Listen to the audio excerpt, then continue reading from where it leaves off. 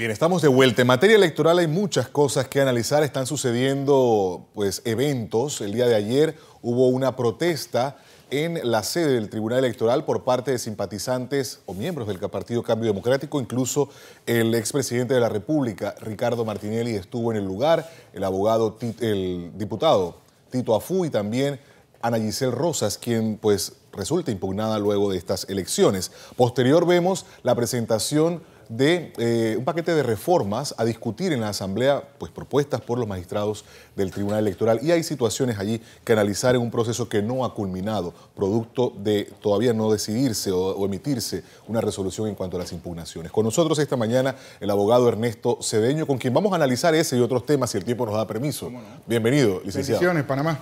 Gracias por acompañarnos. Vamos a iniciar de inmediato con esta decisión del Tribunal Electoral de entregar, o este anuncio que hace, o ¿cómo deberíamos llamarlo? Entregar estas credenciales a 2 diputados del PRD. Bueno, mire, yo leí el fallo. Aquí tengo precisamente la decisión del Tribunal Electoral. Esto, palabras más, palabras menos, ordena entregar precisamente credenciales a 2 candidatos proclamados pero no impugnados del Partido Revolucionario Democrático. Aunque yo considero que hay una filosofía de justicia en el sentido de que si esas personas no fueron impugnadas, entonces estaban siendo perjudicadas por el proceso sí, de investigación. Pero el asunto es, y es lo que a mi juicio no se honra de mi percepción jurídica, el debido proceso, específicamente porque el Código Electoral, que son las reglas del juego, reza: no se podrán extender credenciales a ningún candidato cuyo derecho a ser proclamado pudiera resultar afectado por demás de nulidad instituida por este código, y escuche bien, y pendiente de decisión por el Tribunal Electoral. Y el último artículo que les leo, el 349 del Código Electoral, reza: el Tribunal Electoral, después de haber decidido todas las demandas de nulidad instituidas por este código, entregará a los candidatos ganadores sus respectivas credenciales. O sea, esto es en la totalidad, no a cuentagotas. Así es. A mi criterio, el hecho de que el Tribunal Electoral hubiese ordenado, como en efecto ordenó, la entrega de credenciales a 2 candidatos, por muy loable que se vea, a mi juicio debilita lo que es el estricto derecho y el principio de estricta legalidad y debido proceso, porque debió haber esperado cuando culminaran todos los procesos de impugnación para acceder a esa pretensión. Amén de que el mismo procedimiento, tanto el Código Electoral como el reglamento de las elecciones de mayo, decía precisamente, en cuanto a los circuitos plurinominales, que es el objeto en este caso de debate, que si tú impugnabas a una persona, tú tendrías que afianzar, y te lo digo textualmente, el artículo 253 del reglamento de elecciones, en los circuitos plurinominales se deberá consignar la fianza por cada candidato proclamado en la circunscripción, independientemente de que hayan sido o no objeto de impugnación. ¿Esto qué quería decir? Que para la tesis del Tribunal Electoral, en este sentido, si tú impugnabas a una persona, tú tenías que afianzar por los perjuicios que le podías dispensar a los que no, a los que fueron proclamados pero no impugnados, dando a entender que las reglas del juego era que si tú anulabas, en este caso, accedías a los pedidos a una impugnación, tendrías que repetir la elección en perjuicio inclusive de los candidatos proclamados pero no impugnados. Al variar este criterio, a mi juicio se varía en esta decisión, podría estar dando un mensaje de que has cambiado las reglas del juego. Y ese es el impasse. Tanto es así que los abogados de Cambio Democrático, como los abogados del Partido Panameñista, que tienen una causa común en este proceso, han recurrido en reconsideración de esta decisión del Tribunal Electoral, porque claro que sí, ellos lo ponen en una desventaja. Por un ejemplo clásico, si un circuito plurinominal de 2, en este caso que otorga 2, tú te adelantas y le dices, ¿sabes qué? Ya que se entregue una credencial al no impugnado proclamado, tú le estás dando solamente una oportunidad para que corran los otros partidos, y al PRD, evidentemente, todo el apoyo del PRD prácticamente se lo va a dispensar al que queda solo. Y entonces eso crea una desventaja, y es por eso que los abogados que representan a los candidatos del Partido Panameñista, como los abogados que representan al Partido Cambio Democrático en ese proceso, han recurrido porque no están de acuerdo, porque pareciera como que se hubiese cambiado las reglas del proceso electoral. Y te digo la verdad, hay precedentes dentro de la Corte Suprema de Justicia en pleno que ha variado las decisiones del Tribunal Electoral cuando se percata dentro del proceso de que se ha violado el debido procedimiento. Este fallo, ¿qué mensaje envía? Y ahora que usted hace esta acotación, ¿qué mensaje envía a un tribunal electoral que, obviamente, por quienes se han visto afectados, ya sea por las impugnaciones o por decisiones o que han reaccionado a declaraciones de los propios magistrados, cuando se ve que Eduardo Valdés Escoffer y Erasmo Pinilla es quien pues vota a favor y salva su voto entonces Heriberto Araúz. Bueno, yo primero estoy en desacuerdo de una decisión que quiera hacer Cambio Democrático de procesarlos penalmente. Y estoy totalmente en desacuerdo que tú vayas a debilitar la institucionalidad por un fallo. Lo cierto es que dentro de un tribunal colegiado van a haber personas que van a salvar el voto y otras personas que se van a adecuar a la mayoría. Para mi criterio, el fallo no se sustentó de acuerdo al Código Electoral conforme a las reglas claras. Las que existen actualmente. Y en este caso los magistrados del Tribunal Electoral deben interpretar las normas existentes, pero no, en ese sentido, tratar de hacer justicia en detrimento de normas escritas, porque los padres de la patria, es decir, los diputados, son los funcionarios que tienen la potestad de modificar el Código Electoral. Y si el Código Electoral dice lo que le acabé de leer, primero que tú tienes que esperar que se termine todo el proceso de impugnación para ordenar la entrega de credenciales, al tú alterar ese orden, a mi juicio, estás violentando de manera flagrante lo que es el texto del Código Electoral y a mi juicio como que no lo debieron haber hecho, aunque el fin es loable, son personas, en este caso los que están ordenando la entrega de credenciales que no se vieron envueltos hasta el momento en ningún proceso y hace algo al Tribunal Electoral como de justicia, pero lo que sucede es que dura lex sec lex, eso significa dura es la ley, pero es la ley. Si la norma escrita está establecida en este tenor, yo pienso el que cambiar el criterio en este momento en una decisión de un incidente pudiera llevar a conocimiento del Pleno de la Corte Suprema y decir, ¿sabes qué? Cambiaste las reglas del juego, violentaste el debido proceso y puede revocarse esta decisión, por decirlo así, cuando se judicialice este proceso. Es decir, cuando cualquier abogado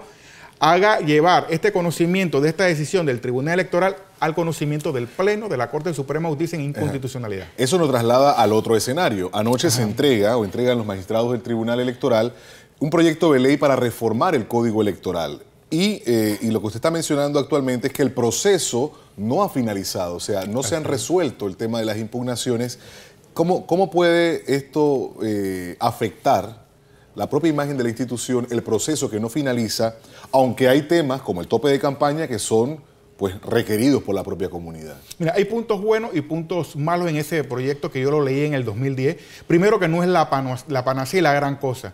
Segundo, que estos problemas que estamos viendo con los circuitos plurinominales ni siquiera se tocaron en ese proyecto de ley y tiene partes inconstitucionales. Así que la ciudadanía que no se alegre porque el Tribunal Electoral revivió un documento aprobado por la Comisión de Reforma Electoral en el 2010, con decirte así, un punto abiertamente inconstitucional, es que la Constitución dice que el voto es libre y directo. Conforme esta modificación, este paquete de reformas que presentó el Tribunal Electoral, te dice que usted es ciudadano, usted no tiene facultad para elegir a un candidato por el circuito plurinominal, porque te dice textualmente la norma. Debe elegir en plancha. No, en efecto, o sea, que es el partido que va a hacer, ya sea las decisiones que haga el partido, hora primaria o por convención, va a escoger el orden. Por ejemplo, si en San Miguelito escoge 7 diputados, el partido pone el orden de los 7 diputados. Entonces el ciudadano no puede votar, el ciudadano a nivel general no puede votar por el número 7, no. Él vota por la papeleta. Y si el partido, por aquello del cociente, medio cociente y residuo, tiene el derecho a 2 curules, van a salir los dos primeros. Los dos primeros porque, de la lista del partido. O sea, le restringe el derecho al ciudadano a votar por quien desee. Eso es abiertamente inconstitucional, a mi criterio, porque el voto es libre. O sea, tú no me estás dando la oportunidad para escoger libremente al candidato que yo quisiera. Si le estás endosando esa potestad exclusivamente a los miembros del partido político. Así que no crean que ese gran paquete de reformas electorales consensuado en el 2010 es la gran panacea. Tiene puntos controvertidos. ¿Y es oportuno entregarlo? Y a mi juicio tampoco es oportuno, es inoportuno porque no ha cerrado el proceso electoral. Y los puntos, a mi juicio, hay un punto muy bueno que hizo la administración anterior de la Asamblea Nacional de Diputados, es eliminar el voto en plancha. Esa reforma del 2010 ni siquiera también pondera la posibilidad de votar en plancha. A mi juicio es una aberración y yo estoy en favor de la eliminación del voto en plancha. Entonces tú vas a revivir el voto en plancha que ya ha sido superado con creces con esta elección pasada y a mi criterio el voto en plancha fortalece la partidocracia. Y yo no creo que nosotros debemos establecer un retroceso en materia electoral que lo permite esta reforma electoral. Amén de que yo sí igual contigo, comparto de que sí existe un tope electoral como aspecto positivo y proactivo de esta reforma, de este paquete de reforma que en este caso el tribunal presentó ayer a la Asamblea, pero creo que no es el momento oportuno. Yo pienso que debe ser al proceso electoral ver precisamente los problemas de la justicia electoral que está haciendo. A mi juicio no debió hacer por una resolución el tribunal electoral otorgar las curules, sino incorporarlo en la reforma al Código Electoral y establecer los pros y contras de este proceso para entonces fortalecer una modificación al paquete de reformas electorales. Hay un tema que quiero antes de que el tiempo pues acabe para esta entrevista y es el tema del nepotismo. Ha sido prácticamente el detonante en el inicio de esta administración de gobierno. Hemos visto la decisión de Jaime Alemán de renunciar al cargo que tenía como asesor en el Ministerio de la Presidencia por ser su tío, pues quien preside esta instancia. Y hemos visto también pues la salida de la cuñada del ministro de Gobierno. Quizá una forma más elegante, el ministro de Gobierno admite, bueno, no conoció, no tenía en detalle lo que contemplaba el Código de Ética del Servidor Público. Deben hacer lo mismo las otras instancias. Y hay un tema también ahora de reacción, porque quiérase como se dé, pues es difícil siendo una figura pública, no funcionario del gobierno, porque hay que ver quiénes son los funcionarios del gobierno y quiénes están, obviamente, pues, o son parte de una administración por ser parte de un matrimonio. Vamos a hablar específicamente de la primera dama, porque vimos las reacciones el día de ayer. O sea, debe replicarse estas dos acciones de renuncia por salud, obviamente, la administración del propio presidente Varela, y debe asumirse una postura de menos confrontación cuando hay críticas de este tipo. Primero, yo estoy en desacuerdo a la censura, en este caso los medios de comunicación. Yo pienso que independientemente de que un medio hubiese emitido una información inexacta, conforme a la Convención Americana de Derechos Humanos, tú tienes la oportunidad de exigir una rectificación. Se pide un derecho a réplica y debe concederlo. Así mismo, yo pienso que ese es el mecanismo adecuado, pero motivar al colegio al CONAPE, al sindicato de periodistas que hagan algo, eso es como soliviantar una censura a la libertad de expresión, vedada en la Constitución. La Constitución fortalece la libertad de expresión y la Convención Americana de Derechos Humanos, el artículo 3 te dice que tú no puedes inclusive censurar ni por medios velados a los medios de comunicación. Yo creo que uno debe ser tolerante por un lado y no motivar a hacer apología de una censura a la libertad de expresión. Si un medio se equivocó, porque yo he visto muchas informaciones inexactas en muchos medios, tu derecho es el de exigir la rectificación, el derecho a réplica, y si no te lo dan... Y la obligación y responsabilidad del medio es concederla. Así mismo, y si no, tú tienes todo expedito para poder procesar desde el punto de vista civil. Pero motivar a la gente que haga una especie de censura, una especie de castigo a la libertad de expresión, yo no quiero quedar como ahorita mismo hay cuestionamientos en Ecuador en cuanto a que Correa está estableciendo políticas de regulación de los medios. Y yo no quisiera ver a mi país en la libertad de expresión con leyes de esta naturaleza. Ni hablemos de Venezuela, que sea otra instancia. Claro.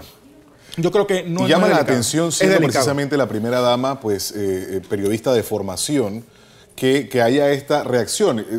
En el plano personal, inclusive los propios periodistas hemos tenido momentos en los que un diario pues saca algo tan incorrecto y tan inexacto que molesta.